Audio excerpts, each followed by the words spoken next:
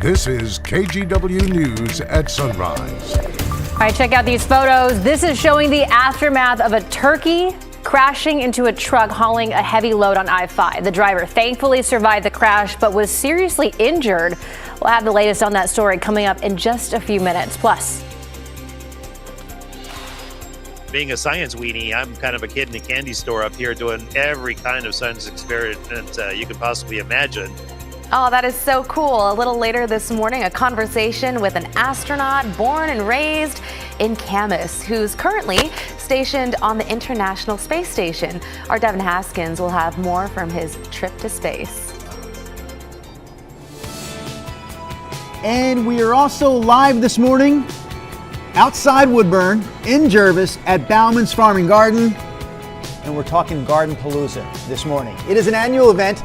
20 years Gardenpalooza has been around, so I promise you we will bring you all of the event details here this morning. But first, Christine, China, Christopher, and Rodney, I dive into what is really a Bauman's Farm specialty, the apple cider donut. Oh. If you haven't had one before, you must have one. They are absolutely delicious. Rod, I know you know how good the apple cider donut is. Oh, I know. The third one's even better than the first one. Yeah. wow. And wow. the rest of us would know how good they are if you brought some back for us. Yeah.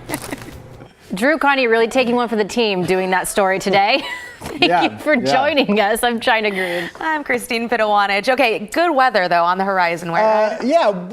With that said, yes, but there are also a lot of little elements that we're watching, including big storm chances over the weekend. Here's a look at where we sit right now. This is just light rain being reported around Salem, Albany, down to Eugene. It's crawling up to the north. Again, it's tough to tell if this holds together and makes it through downtown Portland in the coming hours or not. Right now, the Rose City's dry. We have cloudy skies and it's comfortable. We're at 50 degrees. So here's your day. We will be developing some sunshine. There's a lingering shower chance today, but the rain chance will always be better south of Portland and less to the north. And we get up to about 67. If you have plans this evening, odds are really great. They're just going to find a nice partly cloudy Friday night. Here's Chris. Odds are really great. If you get on the roads in the next couple minutes, you've got a lot of elbow room out there. All green on the traffic map. The sunset, this is coming down the hill from the zoo into the tunnel. Again, just a few cars making that commute right now through North Portland, wide open on I-5. I mean, literally. There's nobody going northbound right now. There's the southbound commute. Guys, you can see right now we are in pretty good shape on the freeways. No crashes, no unexpected delays just yet. A nice Friday light. Thank you, Chris. The Salem-Keizer School District plans to cut over 400 positions within the district, and most of them are teachers. Right, and that amounts to about over $70 million in a budget cut. That is the largest the district has faced in more than a decade. The district says it did its best to protect certain programs, but as Alma McCarty explains, there's still going to be a big shakeup involving hundreds of remaining employees. Thursday afternoon in Marion County. There's no way to go through this and not experience loss. Salem-Keizer Schools Superintendent Andrea Castaneda broke the news district families have been expecting for months. More than $70 million in cuts and hundreds of layoffs. This makes today's announcement on par with the largest reduction that we made during the recession years, and is therefore just a really significant event for our school system and our community. In cutting over 400 positions, the district expects another 800 staff transfers to different schools or different departments. Educators and staff will learn the details of this shakeup in about a month. May 17th will be kind of the closure point of this extremely painful and technically complex process. I've heard reactions that they are worried. Kelly Young's been a part of the Salem-Keizer community for 30 years, with kids both enrolled in and working in the schools. Back in the fall, the district began collecting feedback on the budget. And they said, write down what you want cut and what you think should be kept. And I think everybody kind of felt the same way, let's get more support in there and smaller class sizes, but how are they going to do that if they cut that many positions? The district says with responses in mind, the recommended reduction does its best to protect music and dual language programs, career and technical education, elementary class size, special education, mental health services, and advanced high school programs. And protecting them mattered, but it does not make these reductions any less painful. The Salem-Keizer Education Association told KGW that while they understand reductions are needed, they don't agree with many of the district's choices. Writing in part, the bulk of the cuts are coming from classroom teachers at a larger percentage rate than administrators, managers, and other staff at the district level, not in schools. This, they say, is disappointing and harmful to schools and students. Superintendent and down, they say, oh, we care about the kids, but really, let's make it shown that we care about them. Let's figure this out. The school board will continue discussing these cuts at meetings next Monday and Tuesday. Of course, we'll keep you updated as this all plays out.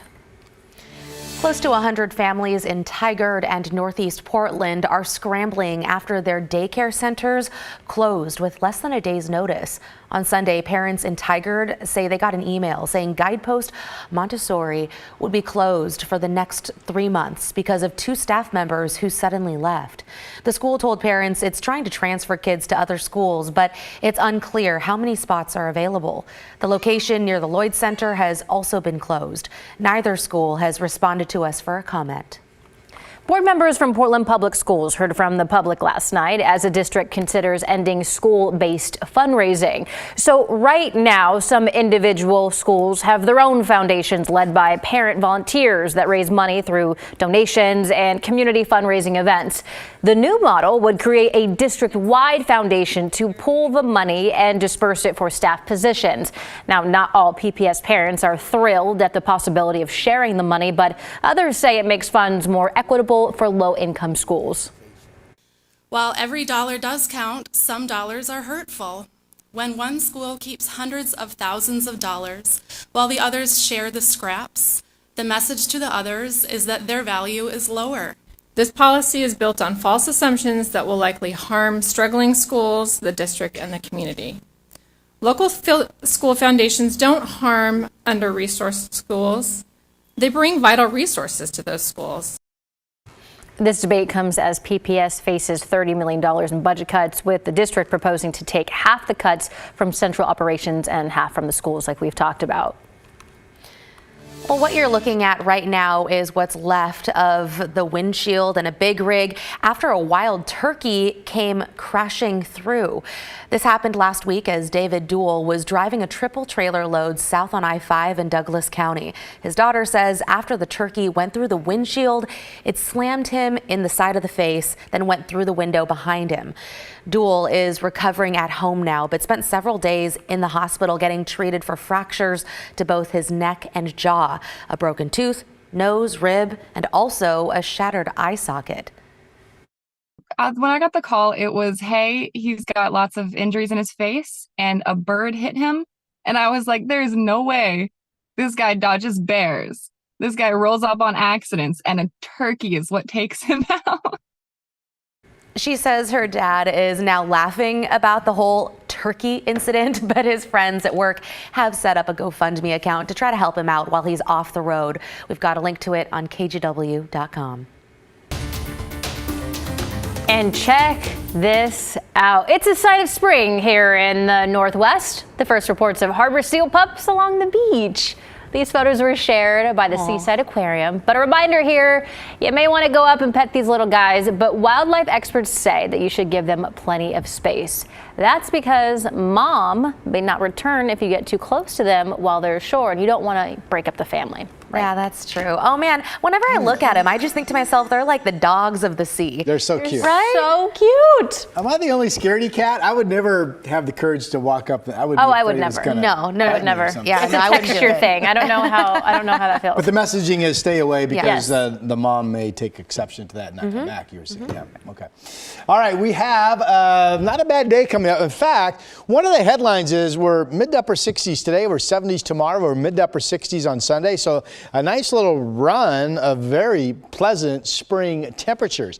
Now, see the spinning offshore. This is a low pressure center that's going to continue to drop south today and eventually move into California. It's throwing moisture and some clouds and some rain up into parts of Oregon and up into Washington. I mentioned earlier in the show, it's tough to tell if this light rain that's falling down in Eugene and Albany and kind of nipping around Salem, how much of this is going to make it up toward Portland, or if it just fizzles out. Our Futurecast models say this primarily fizzles out. There's certainly an ongoing better chance of a shower this morning than this afternoon, and an ongoing better chance of rain south of Portland this morning than to the north. So kind of depends on where you are if you're going to get a little bit of light precipitation or none at all. We have clouds over the city, and the Portland is dry. 50 out there at PDX. I know we've been down to at least 47, I think, overnight, but right now pretty comfortable. 45 in Kelso, 48 Salem. You've got the light rain between Salem and Eugene. You have 50-degree temperatures out in the Dalles this morning. Everybody's above freezing, 39 over in Bend at this hour. All right, so Futurecast, here's that area of rain we were looking at on radar. This is 8 o'clock, 8:30. Kind of holds it and fizzles it, right? And while there is a shower chance ongoing for mainly traces of rain, the bigger story is lots of dry weather today. Maybe entirely dry where you are, and we'll develop some sunshine. That was noon, and then here's your Friday evening, 7 o'clock. There's a shower chance down to the south of Newport, and this is a day that returns thunderstorm likeliness in scattered areas in central and eastern areas. Here you can see a storm up around Kennewick this evening at 7 p.m. And look at this. We talked about this yesterday. Huge clusters of thunderstorms. Every single weather model shows this. They show the same timing. They show the same location. Around Central Oregon, there's Bachelor, Bend, Mount Jefferson, Madras. This latest model shows a thunderstorm late tomorrow popping off of Mount Hood. One up around Adams. It shows a shower over in Washington and Tillamook County. And then the question is, if we get these big boomers, you'll look to the Cascades tomorrow and you'll see the billowing cascade cumulus clouds over the mountains.